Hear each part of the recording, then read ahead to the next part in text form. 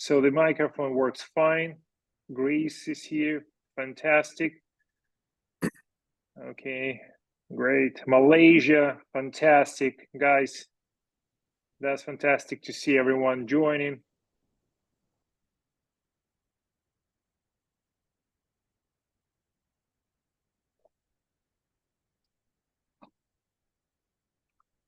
The idea of UBN Network webinars for all of you guys who are interested in Ukraine, who loves Ukraine, who is interested in investing in Ukraine, who is interested to be part of reconstruction of Ukraine.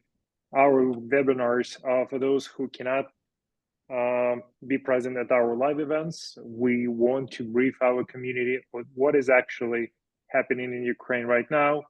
What's our forecast for 2025? So we're going to be talking about that. All right. One more minute and we will start.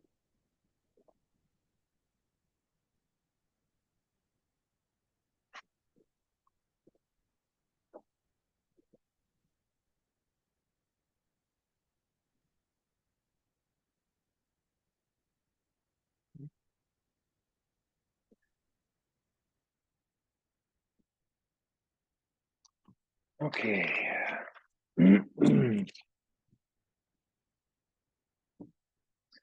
So I believe we can start, right, Mark? Yep, let's begin. Okay. All right. So I think we gave enough time for everyone to join our webinar. There's more people coming because we have a little over 90 registrations. So this is good to see so many people joining. First of all, UBN network webinars. We run webinars only on a monthly basis to give you all the updates. This webinar was organized by Danish Industry, Danish Ukraine Business Council, and risk management firm Bright Bird. And Rasmus is going to join our conversation later on. So few announcements. So to start with, Mark will start with Ukraine's war and economic outlook. Then I will speak briefly regarding the investment environment in Ukraine.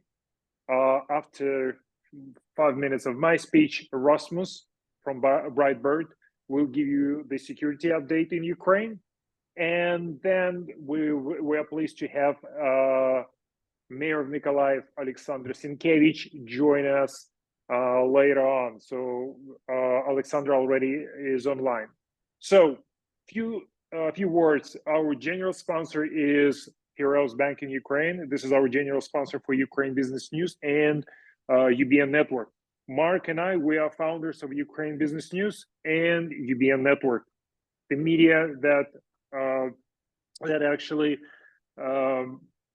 supplying the investors with business news, and UBN Network is producing 20 reports per year, 12 monthly reports, 4 quarterly reports, and 4 benchmarking surveys. So please feel free to reach out to get those reports and subscribe to our reports and Morning Economic Digest, and you'll get updated on the business environment in Ukraine. Also, don't forget, we have live events, 4 events per year.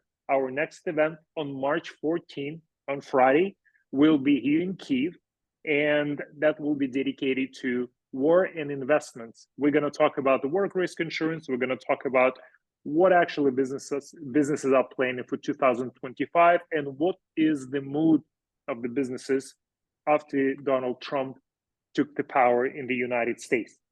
So I think, Mark, I'll give the stage to Mark, and Mark will give you the war and economic outlook. Great. Thank you for the introduction, Andrew. Thank you for everyone for joining today. As Andrew mentioned, we have a guest speaker, so looking forward to hearing from the mayor of Mykolaiv, Alexander Sienkiewicz, to talk to us about investment developments in Mykolaiv. And will be very interesting because Mykolaiv can almost serve as a template, a model, if you will, of Ukraine's recovery and coming reconstruction. So prior to that, though, we will delve into the political and war outlook. talking in particular about Trump's evolving policy now that he has been inaugurated, and where talks will be heading, what this means for the war and the investment environment. Then talking more deeply a bit about economic business trends, the operating environment, what we're hearing from clients on the ground here, sentiment here. And then Rasmus, as part of Brightbird Risk, will be providing the security defense war updates. We'll hear from the mayor, and then time for Q&A. Please do submit into the chat questions you have during this. We'll try to get to them as we're presenting, but if not, we will save them towards the end and we can address them there. So to start, political war outlook, looking at just key takeaways. Very briefly, particularly compared to where we were 3 or 4 months ago when we were much more concerned about Trump's policy towards Ukraine, we actually have many more reasons to be more optimistic. Russia's war machine in 2024 has started to moderate a little bit, but the costs are extreme with very, very minor gains to brag about. So things are actually, when we look at it, moving a bit in Ukraine's way. And we are seeing, and we're hearing from companies here on the ground and our business contacts, our client base, our network, a little bit more optimism, particularly when you compare it to where moods were in September, October in advance of US elections, and then now what we know about Trump's coming policy. Plus, this winter was not nearly as bad as initial predictions. When you look back to last summer and how bad this winter could be, predicting maybe up to 15 hours of blackouts in different parts of the country. And this has not come to fruition, thank God, yet. But the winter, of course, is not over. Mobilization still remains the top really issued top challenge for investors here, as it has been across all of 2024 and will continue to define 2025. This is important for investors from the outside who are looking to move into the market. This will be your top issue that you will have to address. Yes, there are many opportunities, but that is an executional issue that will have to be managed.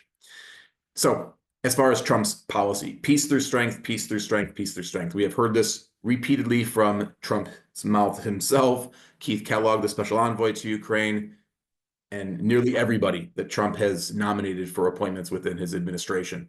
Starting with National Security Advisor Waltz, talking about enforcing sanctions much more strongly, going after Russia's oil export revenue base. This is the way to end the war. They're very determined to end the war and enact those strong policies to do so. Similarly, Secretary of State Rubio, he has said it's official policy of the U.S. to end the war, not just reach a ceasefire and operational pause, but actually end the war, not allow Putin to regroup and restart the war in the future. These are some of the core concerns, of course, about Western policy. Would they stay the course and try to actually end the war, or just come away with sort of a cheap operational pause? So they're saying the right things at the moment, right? They're just starting to enact policy, but the rhetoric is quite positive and in the right direction. Trump, in his recent Davos speech, said Zelensky's on board. He's ready to make a deal. We don't know about Putin, which shows that Trump is not seeing Zelensky as the source of the problem, as an obstacle towards peace, but he sees Putin as that obstacle. And then the appointment for the Treasury Secretary, Scott Bessent, who said he's in favor of ratcheting up sanctions on Russia's oil industry, which of course would have implications in pressuring Putin to come to the table, as the Trump administration believes. So this is driving a little bit more optimism, and also quite critically, a more nuanced understanding of the war, of the drivers of the war, of the pathways towards resolution of the war, understanding that they need to achieve peace through strength. They need to go after Russia's energy export revenues. Understanding that Putin is the obstacle to the war, that Putin would take an operational pause in order to restart the war in the future. And also they're very clear, and this was demonstrated at our December event. We had several Washington, D.C. insiders, people very familiar with close relationships within the Trump campaign and Republican congressmen and senators, who also noted that there is a clear understanding in the Trump administration that they will be blamed for this war if it continues to drag on. And Trump most definitely does not want this war to dominate and hijack the next 4 years of his presidency, when he has, of course, other foreign and domestic priorities. So all quite encouraging to date. Could have been much worse, most definitely. A lot of concern, of course, before about Trump abandoning Ukraine. But as we polled at our December event, we asked the crowd, what do you believe Trump will do?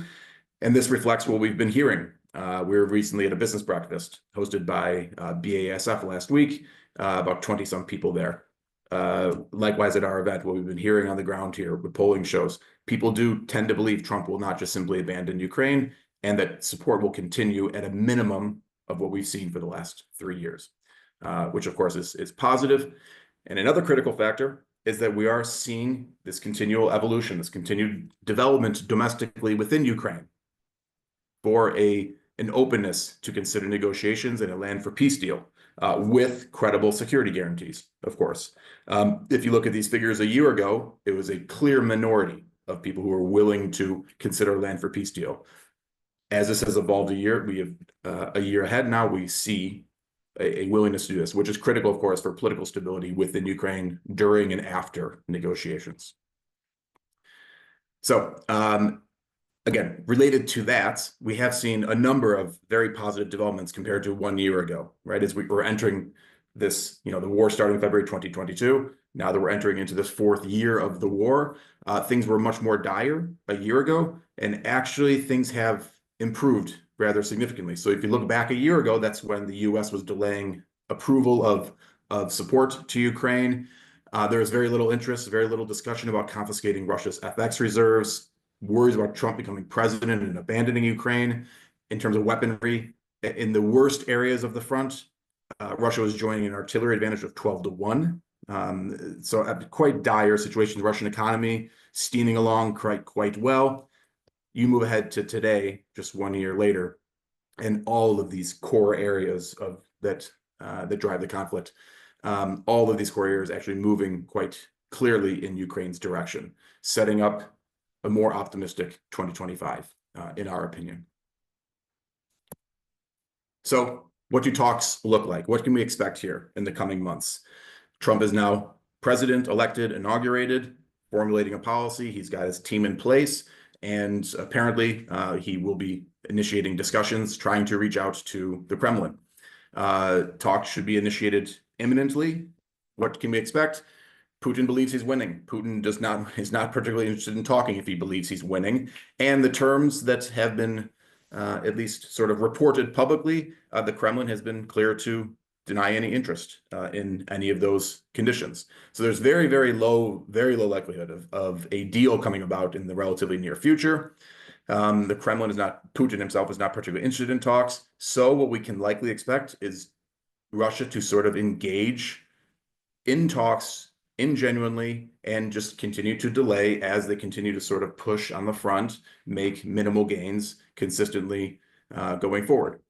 Trump, of course, will grow increasingly frustrated, seeing no progress with this, and then being blamed for being unable to bring about an end to the war. So then what do we see? Would he abandon Ukraine at that point? Or would he instead do the opposite and massively support Ukraine? Meanwhile, again, escalation continuing on both sides, right? Russia almost, while talking about how the pizza will be divided and how we negotiate, they continue to eat little bits of the pizza while discussing how to split up the pizza. So this is, of course, not going to be particularly encouraging towards working towards peace. And of course, this is going to frustrate Trump and his administration. So really, at the end of the day, in the coming months, what to watch out for is who is going to be angering Trump first. Will it be Zelensky, who Trump will potentially annoy Trump for not mobilizing enough men, getting enough guys at the front while complaining about not getting enough support, financial and military support from the West? That's an area, of course, where Ukraine's a bit vulnerable. Or will it be Putin for stalling and delaying while escalating in the conflict? Our belief is that we're going to see Zelensky have to really be forced to make the political move that he's been hesitant to make in expanding mobilization and intensifying mobilization, getting more guys to the front, doing better with recruitment, and also in deploying forces in a more effective, efficient way than he has over the last couple of months. And not just he, but the entire military. So looking ahead in terms of signposts, everybody's on this call, of course, because they want to understand When will the investment environment open up? What can we sort of expect in the coming future? Our view here at UBN is that we are becoming increasingly optimistic that things can start to open up, as we do expect we'll be moving towards an end to the war towards the end of this year and into early 2026. So what can we watch out for coming here? As mentioned, the first step is Zelensky likely has to intensify mobilization, get more guys to the front. The good news is there's probably only about 30 to 50,000 guys necessary to bring to the front in order to stabilize the front. So it's not actually a massive request to make happen.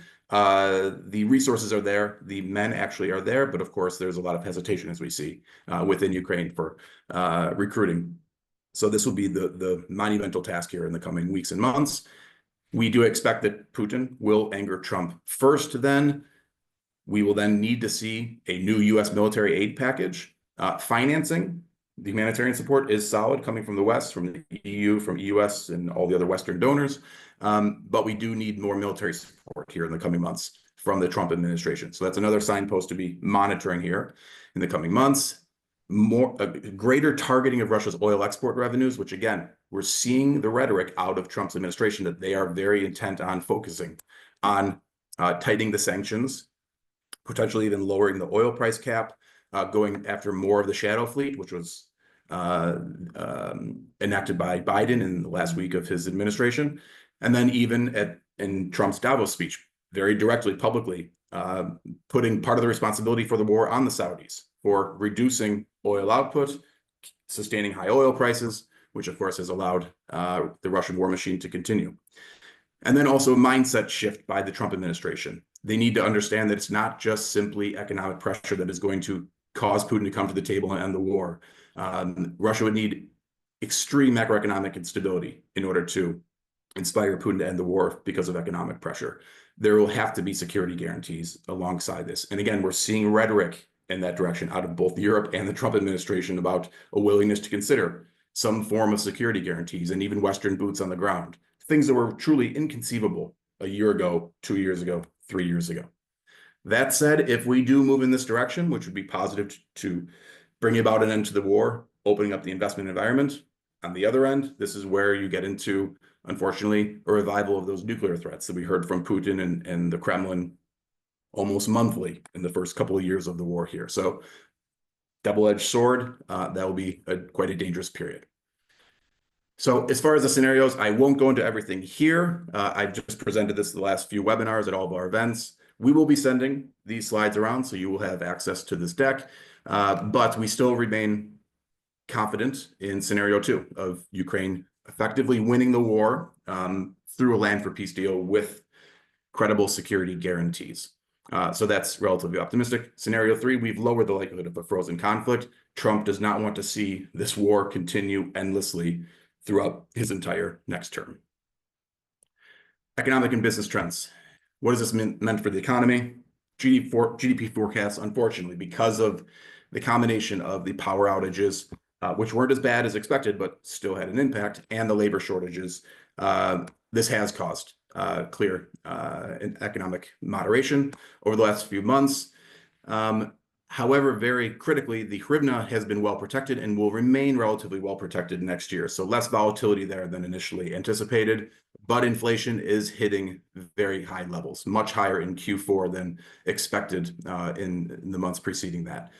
It is going to stay relatively high in the first half of this year as well. And that's why we saw an interest rate hike. Nothing dramatic, shouldn't really impact lending too much in the market, but of course a negative signal to investors. Investor sentiment, no surprise. It fell again back towards the levels we saw April, May, and June of this year when we had the first cycle of the power outages with the destruction of the energy infrastructure. So we did see a downturn in sentiment in December that likely continued into January, but for seasonal reasons, it should start to pick up here in the coming months. As far as sectors, I won't go into everything here. I just want to show the information. You can review this on your own. You can see which sectors have been more resilient since the onset of the full-scale invasion. So industrial production on the y-axis, investment on the x-axis, and you can see food and drink, consumer-related areas, plastics, rubbers, things like that, a little bit stronger other areas, a lot more weakness. So you can review that in your own time. And then lastly, in terms of talent management, we focused on this in particular because this has just very clearly become the dominant topic of every discussion Andrew and I are having with our network community here and all investors inside and outside of the country. It's just really about how do we manage this intense labor market. So mobilization, of course, the issue of many people out there to be hired, but they don't, of course, want to be working officially, as that could, of course, raise the attention of the authorities and potentially get them drafted. Managing employees' emotional stability. This is quite an important one, of course. So hybrid working schemes, providing psychological support to employees. These are very common avenues that we're seeing employers take in order to attract and retain staff. And related to that, strong benefits packages. It's not just about increasing salaries. There's a lot more that you'll have to do to attract and retain talent in terms of the benefits that are offered. And then the other issues related to power outages and the dangerous work environments, maintaining communication, maintaining production of facilities during all of these difficult periods of air raid alerts and power outages. So these are the primary topics. I want to try to end it there in the interest of time, so we can hand it over to Andrew and to Rasmus. So Andrew, I'll let you take it from there. So a couple of words. Mark said pretty much the biggest issue that businesses have in Ukraine is hiring the new people, and especially when you looked at the previous slide, that there was that the industry, the food and drink industry, is doing very well, and we've seen that how many new stores will open in Ukraine all over all the regions of Ukraine, and this is amazing because actually the one of the largest portals for finding jobs, work.ua, posted that each of those largest companies like ATB, Nose, and Silpo, there's like between 3,000 and 4,000 jobs available for the people. However, people do not want to work legally because they're afraid to be recruited. Also, there is a case, it just came out on the news yesterday. There is a furniture company from the western part of Ukraine actually decided to hire 160 immigrants or 160 people from Bangladesh, I believe, right? Bangladesh. So there is a truly issue in finding talent. Also, in 2 words, who is investing, who is not investing? And I think the mayor of Mykolaiv will add to that, and we'll give Alexander a couple of minutes. So when people are talking, are the companies investing or not? And we keep on repeating that there is 2 types of companies. We stop separating companies from Western companies or local companies. The companies that have been in Ukraine for a very long time, or at least 7-10 years, who adapted to the realities, how to do business in Ukraine, plus they adapted to war realities, are actually already hitting the levels or the revenue of 2021. So the business is back to the same level despite the war. So these companies decided actually, and they receive big support from the headquarters, and they actually receiving a green light to invest. And we've seen a couple of companies like we spoke to Nestle, they investing. We spoke to BSF, they doing well, and they opening new facilities or moving to the western part of Ukraine. There's a lot going on. However, the new businesses on the new companies, doesn't matter if they're local or foreign companies, they're still sitting and waiting till the end of the war. But it depends. Sometimes it's not a good case because when the war is over, there is going to be probably is going to be a huge rush.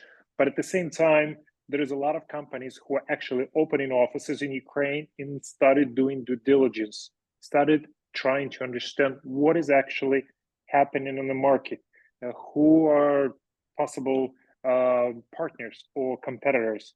So there is a lot of movements going on. However, the amount of money that is coming from outside of Ukraine, it's still very low. but the local businesses actually becoming more and more active. So now I'll give the stage to Rasmus. And Rasmus, please, can you give us the security updates? Of course. Yeah, I'm just building on you, Andrew. I think Carlsberg was actually one of the Danish companies looking to Ukraine as the primary growth market in 24, I believe. I don't know, I haven't heard the feedback on it, but I believe that was the case actually. All right, hi everybody. My name is Rasmus. I'm here from Danish Risk Manager Brightbird to provide you with a brief overview of the security status right now. So we don't do the strategic forecast as Mark and Andy, but we just do the here and now situation. All right. So first of all, building on what Mark said, ground engagement has generally seen a slight decrease.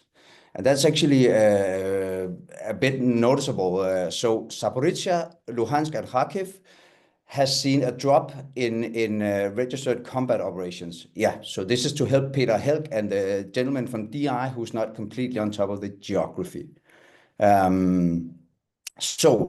this is most likely due to Russian relocation of forces to Kursk, the arrow pointing. In Kursk, however, it's hard to find data, but fighting has escalated, and there is a building pressure, especially on the western side of the Ukrainian salient, leading to a worsened security situation in Sumy Oblast in general. Can you do one forward, please, Mark? Thank you. All right, so Russian advances towards Pokrovsk are slow and steady, and they come at a steep cost. Oh, can you go one back and keep the arrow, please? Thank you. Yeah, and still, as predicted, avoiding a full frontal assault in urban terrain on Pokrovsk itself.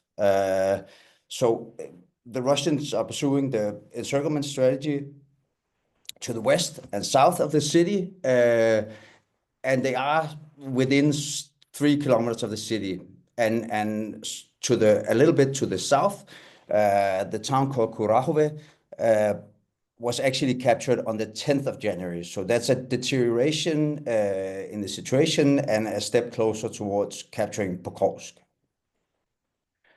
All right. The countrywide missile attacks, as opposed to the drone strikes, have decreased quite significantly, with the only large sort of multi-system attack being on the 15th of January, targeting natural gas resources. So, as we saw in December, strikes were a bit up in the western part of the country. They are now down to about half, and Vinnytsia has been upgraded or downgraded in risk level to a more medium. All right, one forward, please. Okay, so as mentioned earlier, we expected this winter to give more sort of multi-system airstrikes all over the country, and that has just not happened. So we've had 21 days between multi-system strikes, and building on what Mark said on the energy side, we believe this is, of course, due to the temperature not being as cold as predicted, leaving, just less efficient, leading engagement of energy infrastructure less, useful or efficient. So, but this is not a full change in the situation. This is just the nature doing what nature does. And we predict that this will, of course, change the second the temperature drops. So it's not a dial back of any campaigns. It's just a temporary situation. On the other hand, pressure still needs to be from the Russian side put on Ukraine. So the compensation has been an increase in the use of loitering munition, that's drones, and that has surged by 40% compared to December. And this we believe, of course, is because drones are cheaper, so you can keep the Ukrainian air defense on their toes and keeping pressure on while not spending valuable resources. That being said, there's a pilot project in Cherkasska going on now to adjust the Air Alert app to sort between missile attacks and drones. So that would actually leave the spillover effect of oblasts getting, well, schools being closed and businesses shutting down, to be filtered. So it will provide a more efficient, if it works, and if this test period of 1 month leads to a success, then this will most likely be moved to other parts of the country, and there will be filtering between drones and missile attacks and sort of different levels of threat. On the sea side, Odessa has been having a quite calm period with a quite remarkable decrease in air attack and pretty much no interruptions to maritime operations. So ports continue to operate normally, with an actual increase in shipped cargo in 2024. I believe I have to go through my notes, but it was quite remarkable. I believe it was 57% up 24, which is quite a serious increase. And then as of January, well, freight rates for shipments have decreased a bit, but they're finding a stable level. And this is a sort of a sign of a functioning logistical capability that is a little bit in surplus, actually.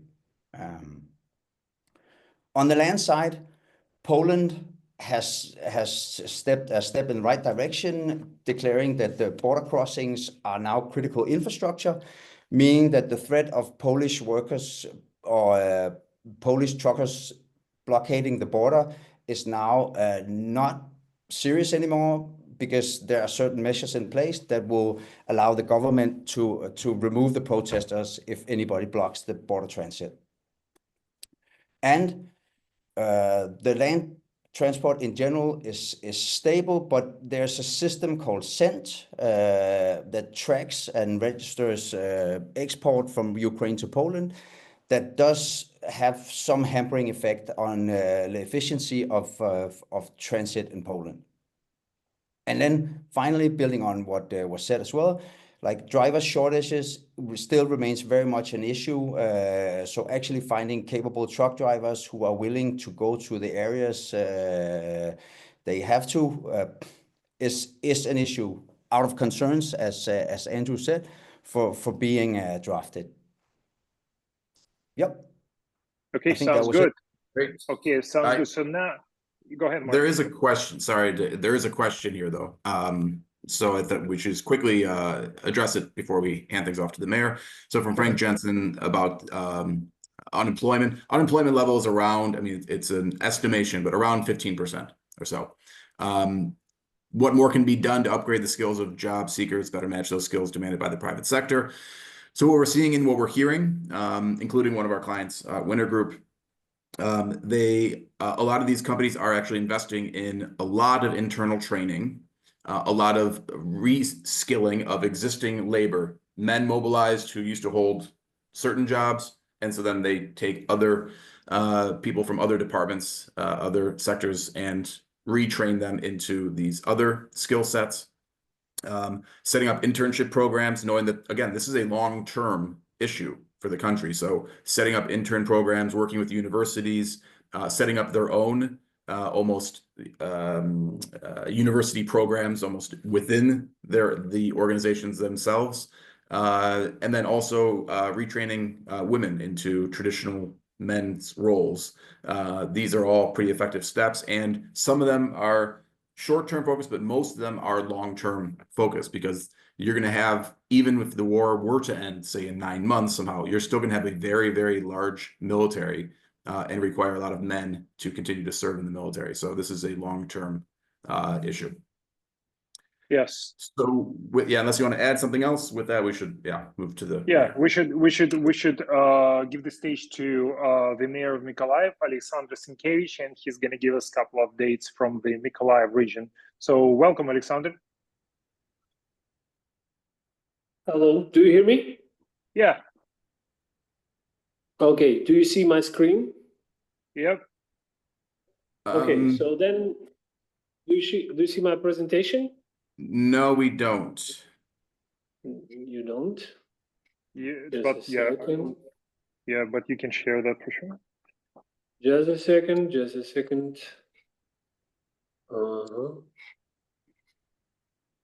This one. Okay, sure. Perfect. What about now? I mean, do you see it? Yep, Yes. we see that. Okay, got it. So, hello. Very nice to meet you. I'm Alex Sienkiewicz, Mayor of Mykolaiv. I have a short presentation for you about the city of Mykolaiv. So let's use this time for efficiently. So here, some information about the city. So here's the city of Mykolaiv. As you see, we are on a territory that was deoccupied, and from us to the occupied territories is about 75 kilometers, and the river Dnipro divides us from the temporary occupied territories. Some information about the city. The city of Mykolaiv actually was an industrial city. While the Soviet Union times, we were the biggest shipbuilding city in Ukraine. Our city actually built all aircraft carriers of Soviet Union, and the well-known warship Moskva, which now defeats the fish in the Black Sea, was also built in the city of Mykolaiv. After the Soviet Union, when we became the second biggest port in Ukraine, we had 500,000 people of population of the city. In the worst time of heavy bombardments in June 2022, half of the city population left the city. Now we have something like 450,000 people, including 60,000 internally displaced persons. As you see, the main areas of business development were mechanical engineering, including shipbuilding, IT, food industry, and logistics. We were in the 2022. We were heavily bombarded by Russians. Since April 12th, 2022, our city lives without drinking water in our pipes. That means that our pipe that brought fresh water from the Dnipro River were destroyed by Russians, and then the water intake was destroyed and also flooded after the explosion of Kakhovka Dam. We decided to put all our monetary losses on the GIS system that we had before the war. Before the war, our GIS system was one of the most developed geoinformatical system in informational systems in Ukraine. We put all the data on layers like land plots, houses, and pipes, pillars, anything. So we created another layer and we put all the destroyed objects together with Kiev School of Economy. We made an assessment, and as of end of 2022, we had almost 900 million euros of losses. Actually, the losses are significantly bigger because this is an amount of money let's say, assets that we lost, but to build new ones will be really harder and more expensive. We, Mykolaiv region, among the leaders in working with the digital restoration ecosystem called DREAM. Here we have all the projects that enter it in that system. By using this QR code, you will be able to move to that system to our city and review them. As you see, we have 271 projects together with, including in those 523 projects of the region. So our city's information in this small square zone, and the whole information about the region is to the left. So we are thinking about our future, and Mykolaiv and Kharkiv are the only two cities which take part in the United Nations for Ukrainian Cities initiative. So we are creating our master plan. The main pillars, main 5 pillars are listed in this slide. So our master plan is developed by OneWorks Foundations from Milan, Italy, Milano, and we work together with Danish company Covey, which now a little bit aside of this project, and we are also now entering in this project Nira's company. So all the information again about the master plan is here on this QR code. Some information about this project, pilot projects, and we also the city that collects all the data since February 24, 2022, about all the help that we got from our partners. As you see, the whole technical assistance was 54 million euros together, including 11 million euros for humanitarian aid and almost 18 million euros of loans. So here this information more detailed in pieces and items. This information is also stored in a special website. We are the first city that has a unique cooperation with Denmark. No other cities have such cooperation with other countries in Ukraine, and this partnership is used as an example of cooperation between region city and the state, the Kingdom of Denmark. So we have different kind of in projects here listed here. We have an amount for help of Denmark that committed from approximately 142 million euros in various projects in Mykolaiv. Those are social infrastructure, water supply, energy projects, and psychosocial support and education. We are doing different kind of projects together with Danish partners.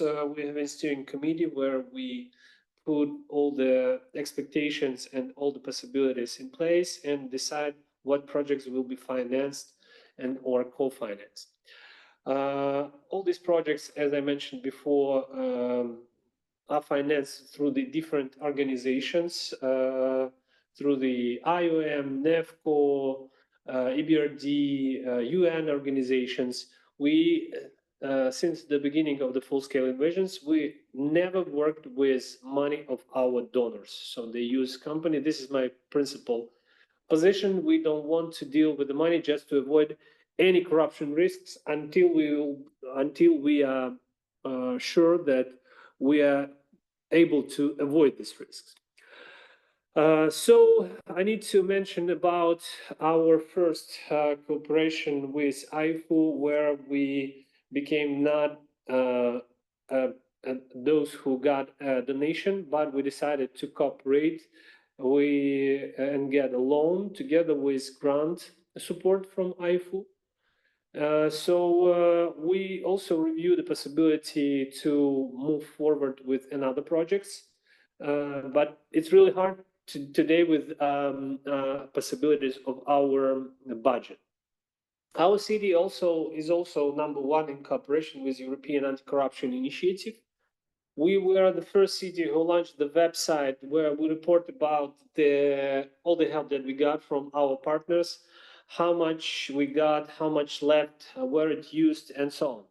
So also we are implementing anti-corruption mechanisms, so systems together with corruption reporting mechanisms. We updated procurement regulations in our entities and local authorities and municipal enterprises. And also we're doing independent oversight of all the politics of our local municipal companies. Together with Deloitte, we worked on our municipal water supply company. Now we are in the process of creation of supervisory board. We also invited as a member of this board a representative of Denmark from the city of Aalborg. And we also plan to choose the director of by this created, surely soon created supervisory board. Also, together with PricewaterhouseCoopers, we are doing now integrity assessment on our another two big budget consumers, which is heating supply companies and public transportation companies. Thank you for your attention. This is all from me from presentation. I mean, with the presentation, but I also have some more information. Actually, I need to mention that I came from businesses. I mean, I had two businesses. I established my first IT business in 2005. That became a US-Ukrainian IT business in 2010. And also I was connected, my business was connected with the construction and fire extinguishing systems and fire alarm systems and so on. So I came from a business and I know how business works and what business needs. So business needs money, business needs profit. And that's why we had conversation with, it's not about donation or help from Denmark to Mykolaiv. And that's why we have conversation with Carl Anderson, who asked me what can be attractive part of Mykolaiv that will attract businesses from Denmark. So first of all, I think the best part or the best thing that government or municipal government can do for business is just not to help them, but also not to give them any barriers to move forward. So I think the main thing that I would like to have in this cooperation and as a result of this meeting is to have information from you, what you want from us to do and to what preferences do you need to have to review Mykolaiv as a city for investment. First. Second, very interesting that we are now even in a state of war. When you are not able to invest or to review the possible financing of businesses or any kind of facilities here, because risks are big, really big. So to prepare workforce, because we as a city council, we are able to having your requirements, having your teaching programs, we are ready to prepare a labor force, youth that will be able to work with under 25, let's say 18, 20, 25 years, who will be able to work in future in those particular companies that review the possibility of investment in the city of Mykolaiv. And the next thing that we had conversation with the president of Ukraine. I have conversations on different levels of government of Ukraine and ministries, where we review the possibility of creation of a special economic zone, and that red area that was shown by Rasmus on the map of Ukraine, because business it's about profit, it's about risks. The more risk you have, the more profit you need to have. And the less risk you have, like in Lviv or Chernivtsi or elsewhere, the less should be profit. So, I mean, there should be an answer for the question why to invest in the city of Mykolaiv or other cities which are in this damaged belt. So we expect from government to prepare or to create this list of special preferences for these territories. But we don't want to wait. We would like to invite you to help us to create this list. So to create these requirements that we will be able to share with them and ask them, or let's say put in demand to accept these rules in these special areas. And we are ready to be a pilot city where these special rules will be implemented. So again, we need to have information from you.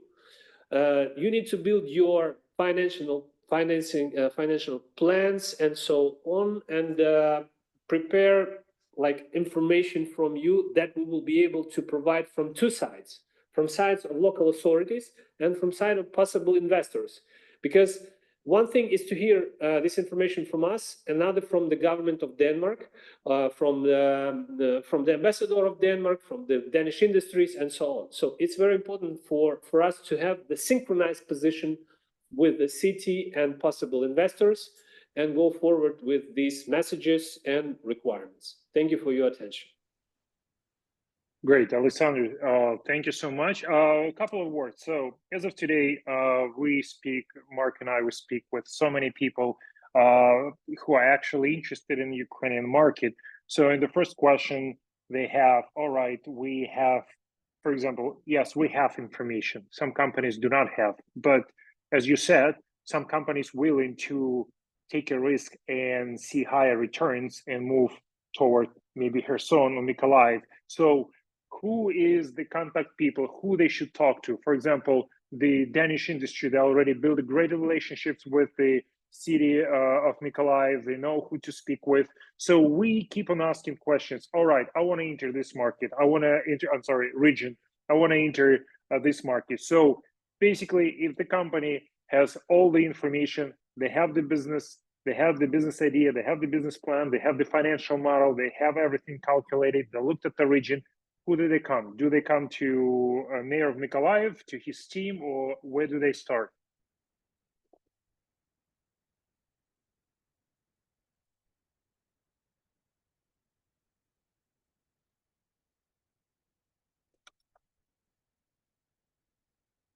Sorry.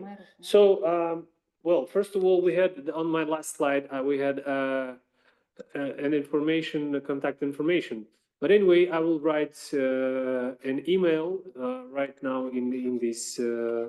Okay. Well, by the way, no, please just share your presentation, and we will send presentation to all the people who attended or who registered for the webinar, so they have it, because this is something that is truly crucial. We'll do this way. I will send it to you, and you will share it with everyone, so all the contacts will be there.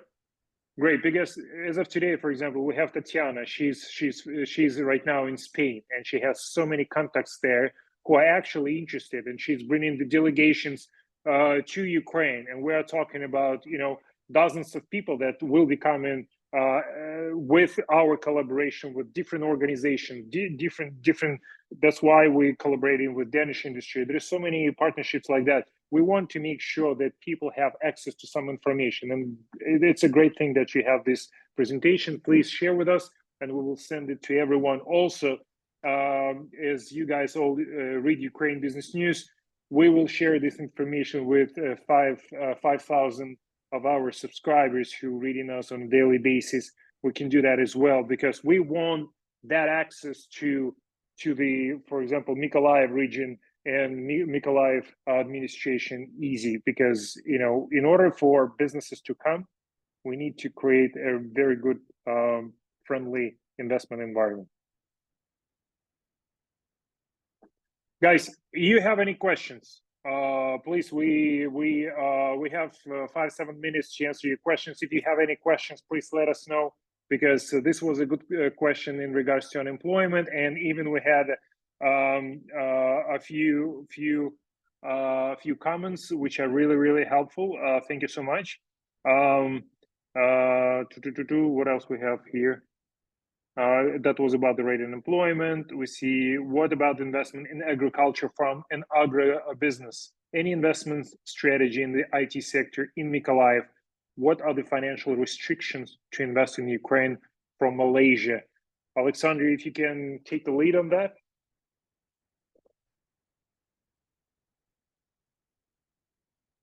Yeah. So, do you hear me? Yeah. Yes. What about investment in agriculture, farm, and agribusiness? So we have any kind of. The agriculture sector is kind of, let's say, tight in Ukraine, I think, and in the Mykolaiv region also. But there are a lot of, spheres connected to agriculture, like vegetables production and meat production, which are not well developed in Ukraine. Because let's say if we speak about grain and oil production, these sectors are really, let's say, filled by the local businessmen. But anyway, to be more productive and more efficient, they are looking for partners to develop already grown businesses. So we have a list of these businesses. We have on the level of regional administration, as you understand, it's hard to tell you about agriculture because I'm a mayor of the city and the agriculture sector is growing outside of the city in the region. So, but anyway, in the region, regional military administration, we have all the data and we are ready to connect with them. As for IT sector, this is a very interesting thing because we have 3 national universities in the city of Mykolaiv, which are ready to go. And we had, before the full-scale invasion, we had like 5 big companies having their offices in Mykolaiv.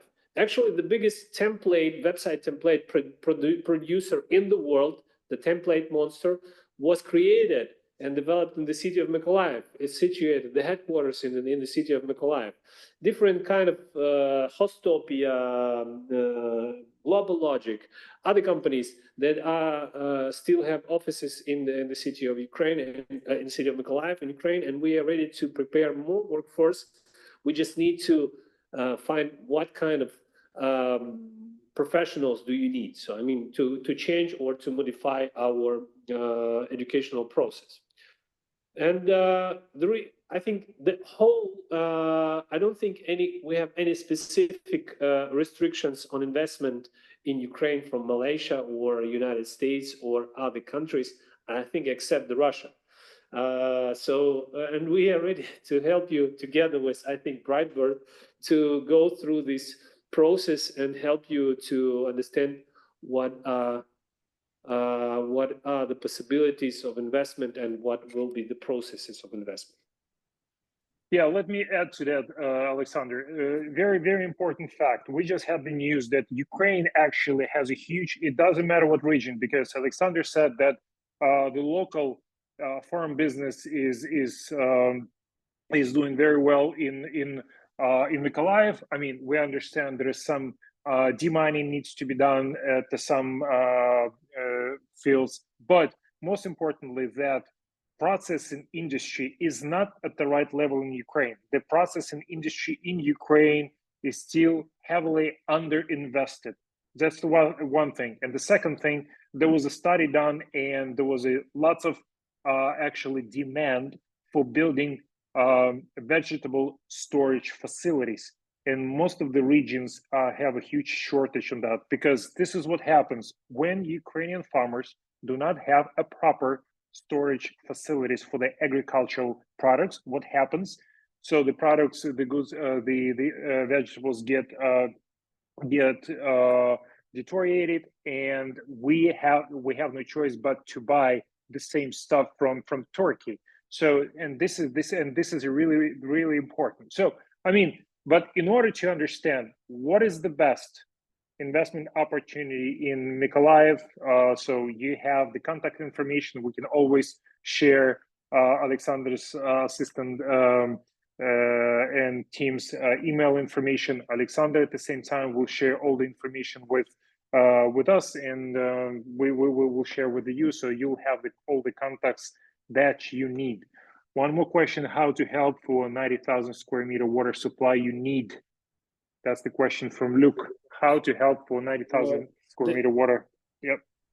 So recently there was started a construction of a new pipeline from the other river to the city of Mykolaiv, which should be, let's say, it should be done till the end of August. So let's say September, there will be a new fresh water source in the city of Mykolaiv, and we will cover this problem. As for the question about special economic zone plan for Mykolaiv, like in Lviv recently, in Ukraine, we have a law that says about industrial zones, industrial parks. So this law works for all the territories in an equal way. I mean, this in Lviv, in Mykolaiv, in Kherson, anywhere in Ukraine, we have the same possibilities for industrial zones called industrial parks. But we need a special treatment, let's say, for our territories. That's why I told you that I need information from you. So let's say we would like to invest like 10, 15 million euros or 1 to 5. We would like to have this kind of preferences, not to pay some taxes for 5 years, or let's say to cover them by our construction spendings and so on. So I would like you to turn on your imagination and ask us to bring this to the plate of our government. So we need something that will be a driver to run the economy, but not just an average zone, which we have in Lviv and Vinnytsia or other territories in Kiev. And I agree. Let me add something to that.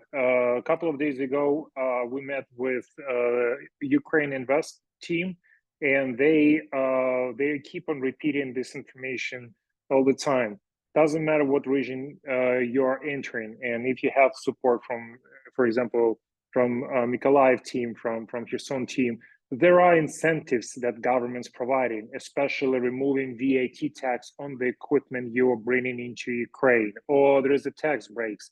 If you have a real interest, I mean, we understand lots of people want to just have a conversation, but at the same time, if you're really interested, if you come into Mykolaiv and would like to make the relationships, please feel free to contact us, or we will provide the information of Mykolaiv administration. You can contact them, you can present their business plans, you can present the information you're interested in or the project you're interested in, if things can happen. Also, if you need the support from the government of Ukraine, you can reach out to us. We can connect with Ukraine Invest and other government officials who will take a look and will try to do their best to assist you with your investment. And trust me, I mean, you will at some point you will understand, while there is some incentives like tax breaks and removal of VAT tax. If, for example, the company we're speaking with, they trying to bring $20 million equipment, so can you imagine $4 million will be saved only on VAT tax. So there is a lot of things. As long as you're interested, as long as you're interested in the market, please feel free to reach out to us. One more, investment range of initial $50, $100 million. Also looking at the just city to invest, especially on chartered city concept. Yeah, that's probably, I mean, you have to speak to this administration, but I mean, we can address that later. Any more questions, guys, while Alexander is here and the rest of the people? I guess restoring irrigation system around Mykolaiv will be important to increase production of crops for processing and exports. I mean, it's probably a logical question. Alexander? Well, yes, it's not significantly destroyed because our irrigation system is from Ingulets River.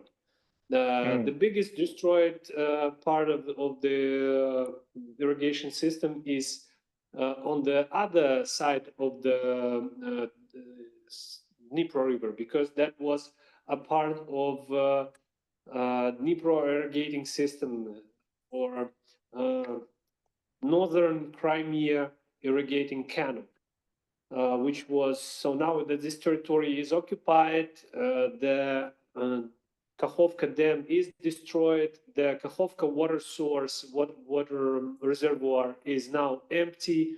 So it's really hard project on that level side of the Dnipro River. But this right side, the region of Mykolaiv and part of Kherson region, is less destroyed, and it could be modified or fixed in an easy way. All right, any more questions, guys? You can always send us email.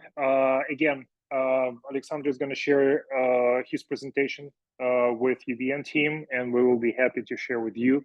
Again, thank you so much for attending. Alexander, thank you for your time. I know you're a busy guy. Again, don't forget live event in Parkovo in Kiev on March 14. Please, if you have any questions, just reach out to us. We will see you at our next webinar in the middle of end of February. All right. Thank you, guys. Thank you. Thank you. Thank you. Have a wonderful day. Thank you. Take care.